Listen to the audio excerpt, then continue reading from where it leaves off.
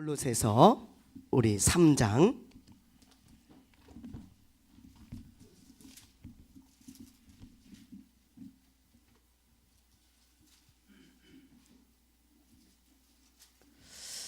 골로새서 3장 12절부터 12절부터 우리 17절까지 말씀입니다. 골로새서 3장 12절부터 우리 17절까지 말씀, 신약성경 326페이지. 그러므로 너희는 하나님이 택하사 거룩하고 사랑받는 자처럼 긍휼과 자비와 겸손과 온유와 오래 참음을 옷 입고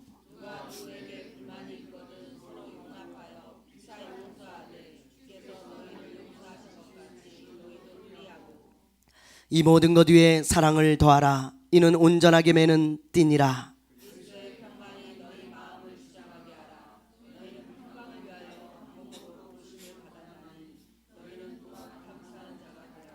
그리스도의 말씀이 너희 속에 풍성히 거하여 모든 지혜로 피차 가르치며 권면하고 시와 찬송과 신령한 노래를 부르며 감사하는 마음으로 하나님을 찬양하고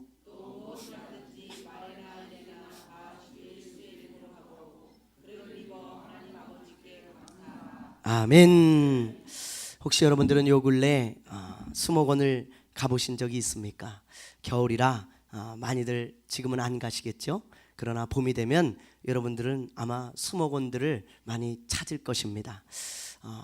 수목원이 좋은 곳이 많이 있죠. 파주에도 보니까 벽초지 수목원도 있고 또 자생 수목원이라는 데도 있고 또 파주에서 조금 떨어졌지만 아침고요 수목원도 가보니까 좋더라고요. 또 국립수목원도 굉장히 좋습니다. 우리가 왜 수목원을 찾습니까? 아름다운 꽃들과 또 잘 우거진 나무들, 그리고 푸르른 숲을 보면 사람의 몸과 마음이 회복되어지고 치유되게 돼 있습니다. 그래서 우리가 그런 아름다운 자연, 잘 가꿔진 그런 수목원들을 찾으면서 몸과 마음을 쉬게 하고 힐링을 하는 것 아니겠습니까? 그런데 저는요, 그런 수목원들을 이렇게 가서 아름다운 꽃을 보고 또 이렇게 잘 가꿔지고 푸르른 숲을 거느릴 때면 이런 생각이 들어요.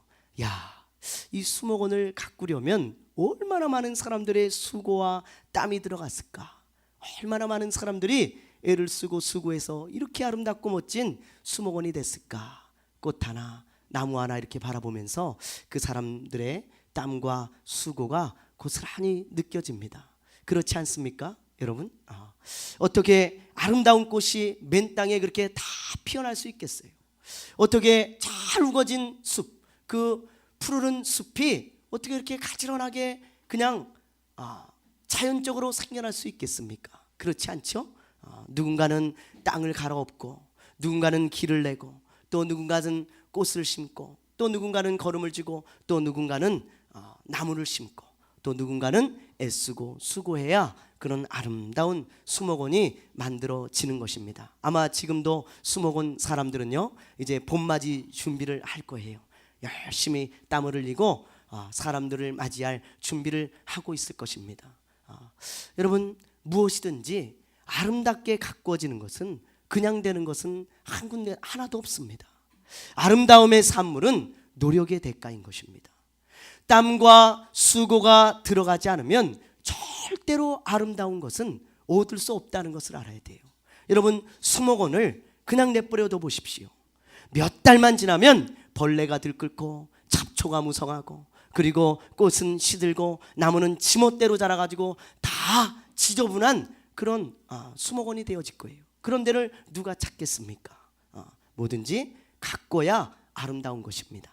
우리 차명춘 권사님이 파주에 계실 때에 배나무를 이렇게 기른 적이 있습니다. 새벽 기도를 갔다가 이렇게 모셔다 드릴 때면 항상 그 차명춘 권사님의 배나무 밭을 제가 지나서 권사님을 내려드리는데 우리 권사님이 이렇게 가꾸시는 배나무 밭을 보면요, 너무너무 생기가 있는 거예요. 잎도 그냥 파릇파릇하고 말이죠.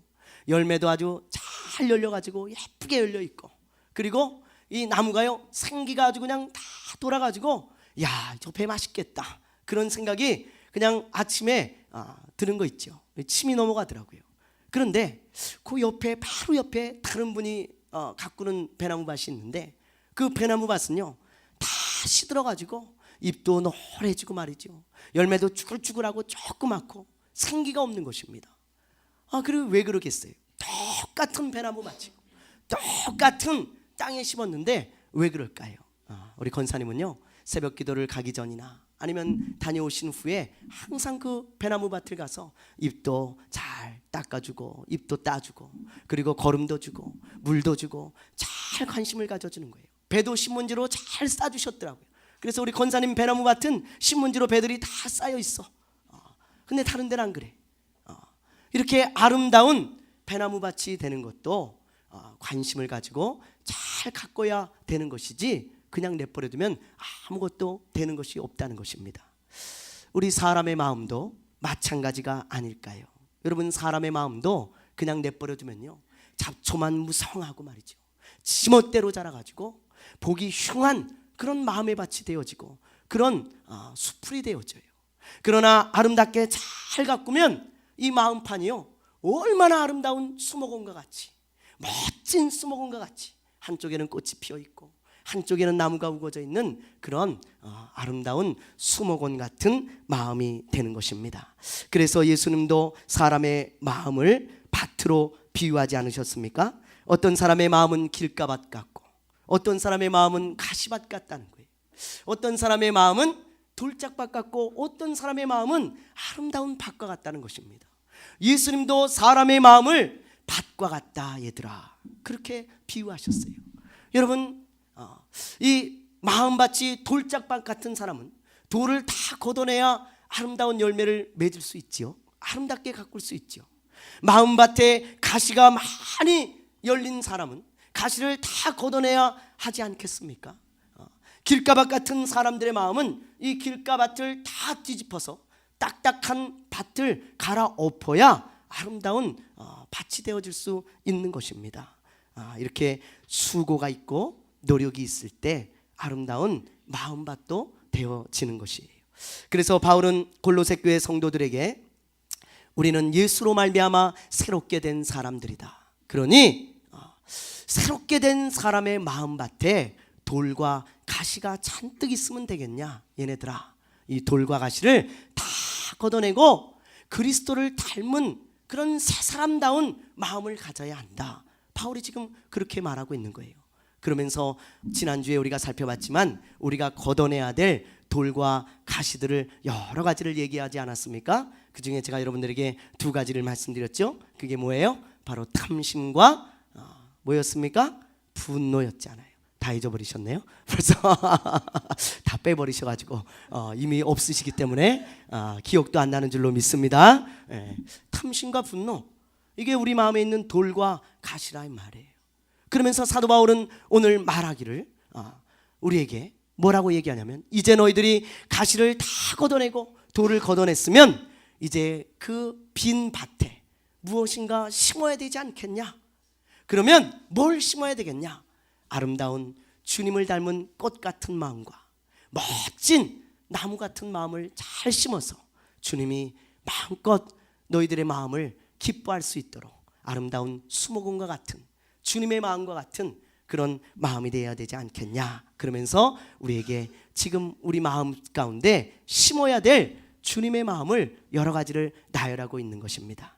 자, 우리 한번 볼까요? 우리 마음에 어떤 마음을 심어야 하는지 우리 12절과 13절 우리 한번 보겠습니다. 12절 13절 시작.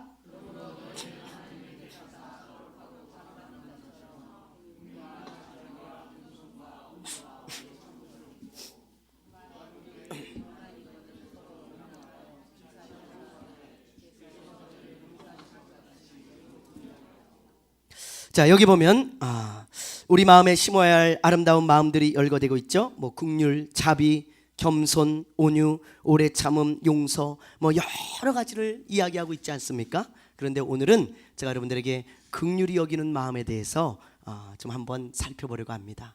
왜냐하면 긍휼히 여기는 마음은 사랑의 또 다른 표현이고 예수님이 가장 중요하게 생각하는 마음 중에 하나입니다. 이 긍휼이라고 하는 마음은 예수님의 두드러진 성품이셨어요.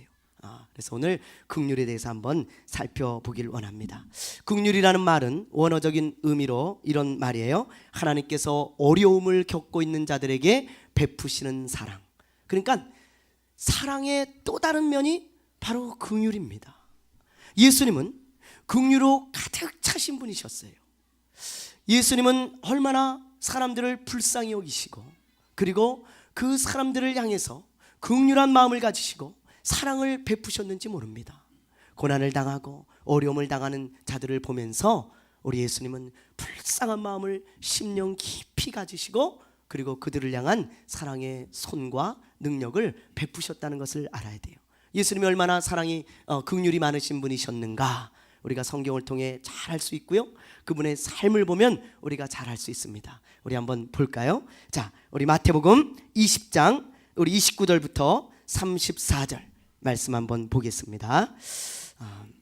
마태복음 20장 29절부터 34절이에요. 우리 한 절씩 앞에 화면을 보면 있습니다. 저하고 교독하겠습니다. 그들이 여리고에서 떠나갈 때에 큰 무리가 예수를 따르더라.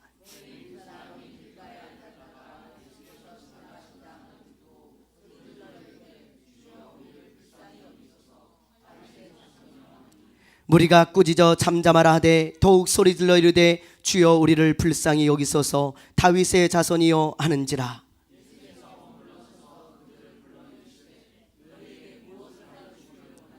이르되 주여 우리의 눈뜨기를 원하나이다.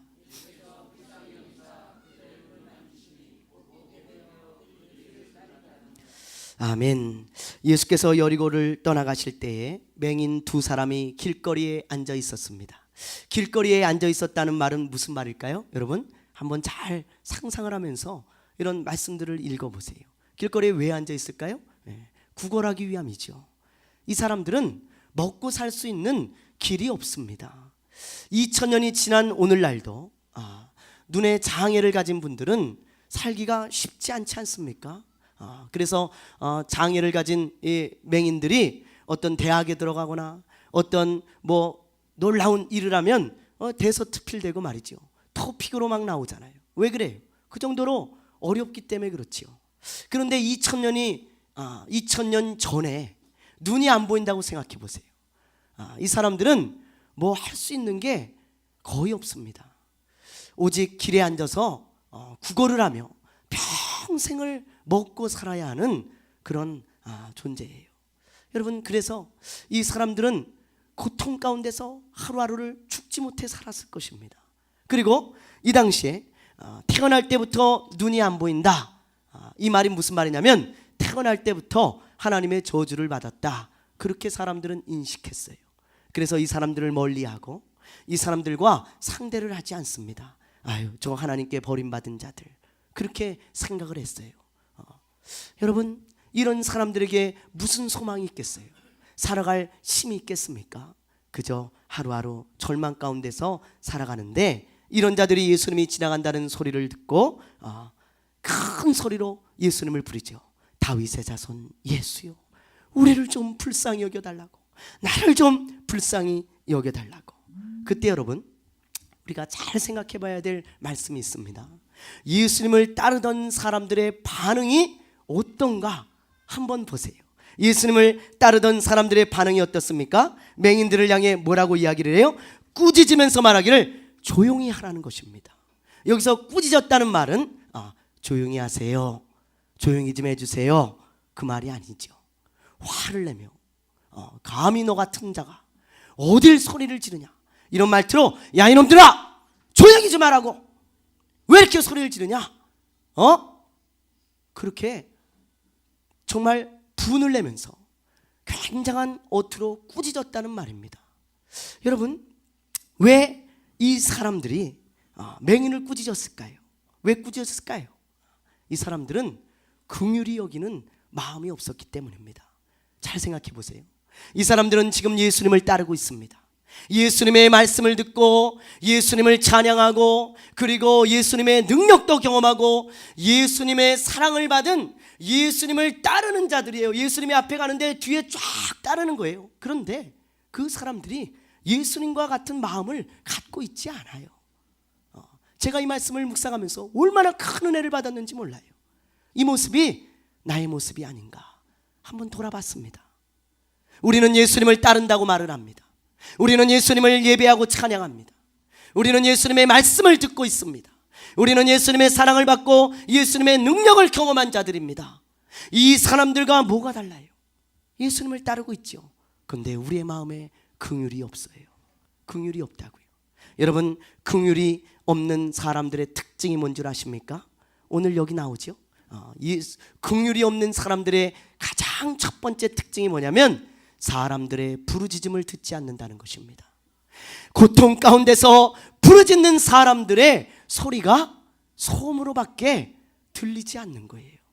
이 사람들의 귀에는 그저 이 맹인들이 나를 불쌍히 여겨달라고 외치는 소리가 소음으로밖에 들리지 않아서 그 사람들은 더 이상 이 맹인들의 소리를 듣고 싶지 않았고, 그리고 들으려고 하지도 않습니다. 이게 바로 긍휼함이 없는 사람들의 특징이에요. 여러분, 우리의 모습은 어떻습니까? 혹시 우리도 그렇지 않습니까? 어떤 사람이 고통 가운데서 부르짖고 있는데 그저 그것을 소음으로 여기고 그저 그냥 귀찮은 어떤 소리로만 여기면서 아무런 관심도 갖고 있지 않다면 우리의 모습이 맹인들을 향해서 화를 낸 저 꾸짖은 사람들과 뭐가 다르겠어요? 여러분, 그게 바로 우리의 모습이라면 우리의 모습을 보고 그 예수님께서 기뻐하시겠습니까? 사람들의 고통을 여러분 외면하면서 고통당하는 사람들의 고통은 아무런 관심도 없고 그들을 향한 마음이나 그들을 향한 중보기도가 없이 우리가 그저 예수님을 따른다고 하는 그것으로 만족하고 예수님을 믿고 있다는 그것으로 만족하면서 예수님을 따르고 있다면 우리 주님이 어떻게 우리를 기뻐하시겠습니까? 예수님은 그렇지 않으셨습니다. 오늘 이 말씀을 잘 묵상해 보세요. 예수님은요, 그 맹인들의 소리를 듣고 어떻게 반응하시죠? 그 자리에 멈춰 서시죠. 멈췄다는 말은 무슨 말이에요? 그 사람들의 부르짖음을 들으셨다는 말입니다. 무시했다는 말이 아니에요. 누가 우리를 부를 때 멈추죠. 우리 시우가 아빠! 그러면 저는 가던 길을 멈춥니다. 그리고는 왜? 라고 얘기하죠. 그러나 아무런 저하고 상관없는 사람이 저를 아무리 불러도 제가 무시하고 지나갈 수 있겠지요. 예수님이 멈추셨다는 말은 그들의 부르짖음을 잘 듣고 계셨다는 말이에요. 멈추셔서 그들을 부르십니다. 그리고는 말씀하시기를 내가 너희들에게 뭘 해주기를 원하냐? 주여, 포기를 원합니다. 주님, 내가 포기를 원합니다. 그때 우리 예수님께서 뭐라고 말씀하세요? 자, 34절을 우리 다시 한번 읽어봅니다. 마태복음 20장 34절 시작.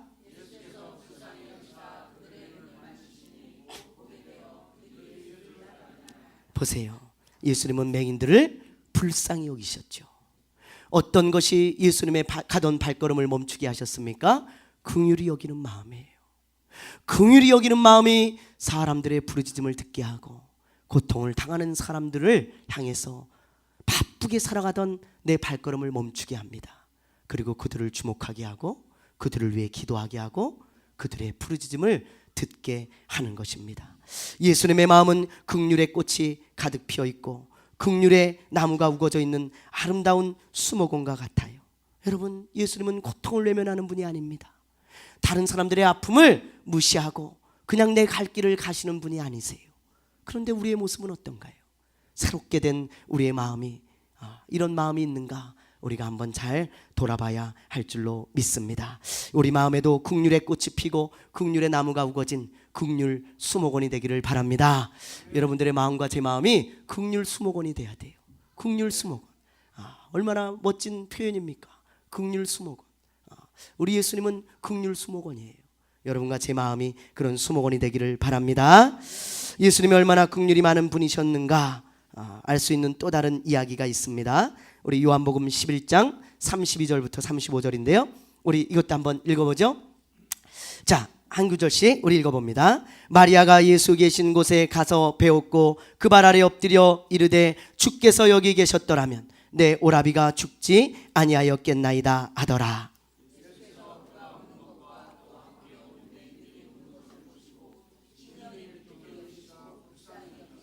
이르시되 그를 어디에 두었느냐 이르되 주여 와서 보옵소서 하니,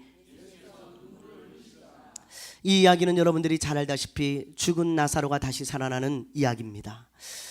나사로와 그의 동생이었던 마르다와 마리아는요, 예수님을 특별히 사랑하는 가정이었어요. 저는 이 가정을 볼 때마다 너무너무 부러운 거 있죠. 어떻게 이 가정은, 모든 가족이 예수님을 특별히 사랑할까? 참 볼 때마다 너무너무 부러운 가정이에요. 이런 가정이 드물죠. 나 혼자 예수님 특별히 사랑할 수 있죠. 그러나 내 동생들, 내 형제들, 내 부모님, 내 자녀들이 다 예수님을 아주 특별하게 사랑해, 아주 열정적으로 사랑해. 이런 경우는 굉장히 드뭅니다. 그런데 이 가정이 부자였냐? 그렇지 않아요. 여러분, 우리의 착각을 버려야 합니다. 예수님을 특별히 사랑한다 그래서 꼭 부자가 되는 것은 아닙니다. 예수님을 특별히 사랑하는 사람도 가난할 수 있어요. 그래서 여러분, 가난한 사람들을 보면서 저 사람 신앙이 잘못됐네, 저 사람은 예수님께 축복받은 자가 아니야, 예수님 사랑하는 자가 아닌가 보네, 그렇게 생각하는 것은 큰 착각이에요. 예수님을 사랑하는 것과 부유한 것과는 관계가 없습니다. 부자도 예수님 사랑할 수 있고 가난한 자도 예수님 사랑할 수 있어요. 어쨌든 이 가정은요, 예수님을 특별히 사랑하는데 매우 가난한 그런 베다니에 사는 가정이었습니다. 그런데 어느 날 이 오라비가 가난해서 그랬는지 병 들었을 때 병을 잘 고치지 못합니다. 의사를 찾아가지 못하고 의학적인 어떤 조치를 받지 못했는지 어쨌든 죽게 되지요. 그러자 이 마르다와 마리아는 살 길이 막막합니다. 왜냐하면 이 당시에는 남성주의의 문화였기 때문에 남자가 없는 가정은 절대로 살아갈 수가 없어요. 남자들만 일하는 구조였고 여자들은 집에서 가정일을 하면서 가족들을 돌보는 구조였습니다. 일자리를 구할 수가 없습니다. 그래서 그 가정에 반드시 남자가 있어야만 했어요. 아버지가 있든지 아니면 장성한 아들이 있든지 아니면 오빠가 있든지, 하여튼 누구든지 남자가 있어야 돼. 그래야 살아갈 수 있는 그런 구조예요. 그런데 일찍 부모님이 돌아가시고 오빠와 여동생 둘이 살고 있는데 오빠가 죽었으니 이 여동생들이 어떻게 살겠어요? 살 수 있는 길이 없지요. 막막해서 그저 하염없이 웁니다. 그러다가 그래, 예수님께 이 소식을 알려야 되겠다. 그리고는 사람을 보내지 않습니까? 그때 예수님이 이 마리아의 가정에 찾아오시죠. 예수님을 보자 또 눈물이 터집니다. 이 마르다와 마리아가 예수님의 발을 붙잡고 펑펑 우는 거예요. 예수님, 이제 우리는 어떻게 살아간단 말입니까? 하나뿐인 오빠가 죽었습니다. 예수님이 계셨다면 우리 오빠를 고치셨을 수 있을 텐데요. 그러면서 막 우니까요, 예수님의 마음이 얼마나 마음이 아픈지 이 두 여자를 보면서 그 우는 모습을 보시고 심령 깊은 곳에서 이 여인을 향한 아픔과 눈물이 끊임없이 올라오는 것입니다. 그것을 성경은 비통함을 느끼시고 그들을 불쌍히 여기셨다, 그렇게 표현하고 있죠. 그러면서 그 아픔이 예수님의 눈물이 되어서 흐르는 것을 보십시오. 저는 성경에서 이 구절이 제일 아름다운 구절인 것 같아요. 자, 우리 35절, 요한복음 11장 35절 다시 한번 읽어보겠습니다. 시작. 예수께서 눈물을 흘리시더라. 얼마나 예수님의 마음이 아프셨으면, 그 사람들을 보면서 얼마나 긍휼히 여기셨으면, 얼마나 불쌍히 여기셨으면 예수님의 눈에 눈물이 흘렀겠습니까? 여러분, 혹시 다른 사람의 아픔 때문에 울어본 적이 있습니까? 저 사람의 고통이 너무 가슴이 미어져서 여러분 울어본 적 있어요? 그게 어느 때입니까? 다른 사람의 아픔과 그 눈물을 보면서 정말 하나님 앞에 애통하면서 그 사람의 아픔을 놓고 같이 울며 기도해 본 적이 어느 때입니까? 우리는 예수님을 찬양한다고 말합니다. 우리는 예수님을 사랑한다고 얘기합니다. 그런데 우리의 마음은 그 사람들과 함께 울고 함께 아파하는 그 마음이 얼마나 부족한지.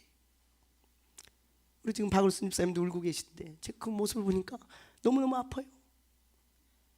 여러분, 우리가 긍휼히 여기는 그 마음이 없다면 우리 주님이 우리를 보면서 얼마나 큰 아픔을 갖겠나? 우리는 그러고도 주님을 찬양하고 주님을 따른다고 이야기를 하고 있습니다. 얼마 전에 책에서 읽은 이야기입니다. 어느 목사님이 미국에서 신학 공부를 할 때 공부하는 학생들의 온 가족이 함께 참여해서 새로 입학한 학생들과 교제를 하는 시간을 가졌습니다. 그때 어떤 백인 부부가 한 아이를 데리고 그 모임에 참석을 하는데 이 아이가요 다리를 쩔뚝쩔뚝하면서 그리고는 고개를 한 30도 정도 이렇게 기울이고 철뚝거리면서 엄마 아빠의 손을 부축을 받고 오는 것을 이 목사님이 봤어요. 그 모습을 보면서 야, 참 저 부부가 어떻게 저렇게 힘들게 살까? 저 아이를 데리고 아이고 참 어떻게 살까? 그리고요 그 모습이 너무 안타까워서 그 백인 부부에게 그 모임 가운데 찾아가서 먼저 말을 걸었다는 거예요. 그러면서 이런저런 이야기를 했다고 합니다. 그런데 이 목사님이 깜짝 놀랐어요.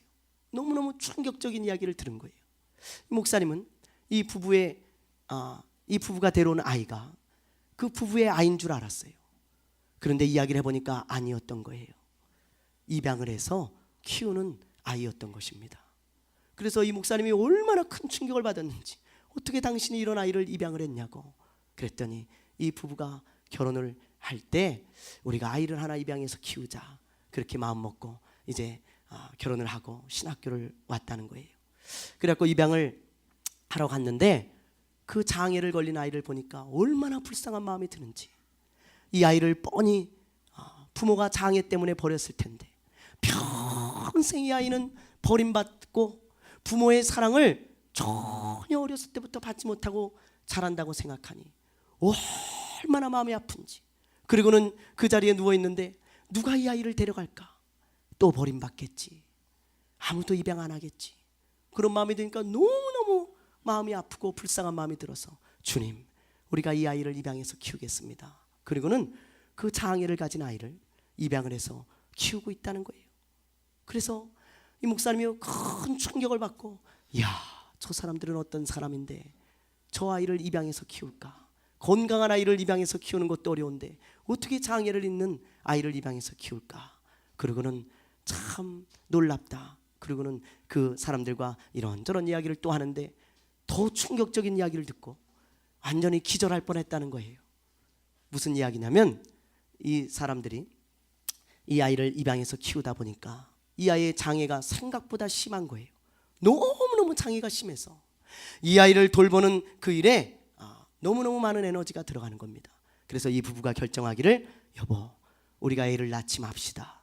그리고는 이 아이만 키우면서 주님의 일을 합시다.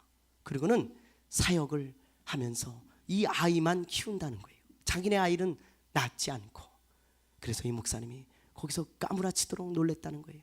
이야, 어떻게 저 사람들은 저런 마음을 가질 수 있을까? 예수님, 어떻게 저 사람들에게는 저런 마음을 주셨습니까? 나는 왜 마음이 그렇지가 못합니까? 너무너무 자기 자신을 보면서 부끄럽고 그 사람들을 보면서 마치 예수님과 같이 생각되어졌다는 그런 이야기를 제가 책에서 읽었습니다. 사랑하는 여러분, 우리는 예수님 때문에 새롭게 된 사람들입니다. 새로운 마음으로, 새로운 스타일로, 새로운 삶을 살아야 되는 사람들인데, 우리가 예수님을 믿는 것 외에는 다른 것이 아무것도 다른 게 없다면 뭐가 새로운 사람일까요? 뭐가 여러분 새롭게 된 사람일까요? 오늘 이 시간에 우리 마음의 이 돌짝밭을 다 걷어내고 긍휼이라고 하는 이 아름다운 나무와 아름다운 꽃을 심으시지 않겠습니까? 그래서 우리도 예수님과 같이 다른 사람의 부르짖음에 귀를 열어 듣는 사람들이 되어지고, 다른 사람의 아픔을 보면서 발걸음을 멈추고 그 사람들에게 손을 내밀어 내가 무엇을 하길 원하십니까? 예수님과 같이 말을 건네고 함께 기도하며 나아가는 사람이 되면 어떨까요? 예수님과 같이 함께 울어주고 그 사람들의 아픔을 보면서 함께 비통해하며 함께 긍휼히 여기는 마음이 있다면, 우리가 바쁘게 살아가면서도 그런 사람들을 향해서 귀를 막지 않고 가던 발걸음을 멈추고 긍휼에 손을 내밀 수 있을 것입니다. 그런 아름다운 친구들 교회 성도들, 그런 긍휼의 수목원이 마음에 우거진 저와 여러분 되시기를 주님의 이름으로 축원합니다.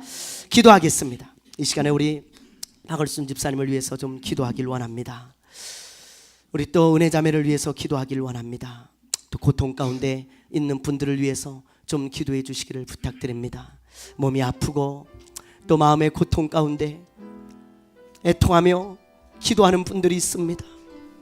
너무너무 힘들어서 주님 앞에 부르짖지 않고는 견딜 수 없는 사람들이 있고, 너무 마음이 아파서 찢어지는 마음 가운데 울고 있는 사람들이 있습니다. 이 시간에 우리의 가던 발걸음을 멈추고 그들을 향해 귀를 열고 손을 내밀며 거룩한 손을 들어 충고하며 기도하기를 원합니다. 함께 눈물을 흘리며 주님 앞에 기도하기를 원하나이다. 이 시간에 우리 몸이 아픈 분들과 고통 가운데 있는 분들을 생각하며 주여 한번 부르고 간절한 마음으로 기도하겠습니다. 주여 한번 부릅니다. 주여! 하나님 아버지, 진심으로 감사를 드립니다. 오늘 이 시간에 주님께서 주신 귀한 말씀을 함께 나눴습니다. 2017년 하나님 아버지, 새해가 시작되었습니다. 새로운 마음으로 출발했지만 하나님 아버지, 2016년과 아무것도 변한 것이 없다면 하나님, 우리는 똑같은 한 해를 맞이할 것입니다.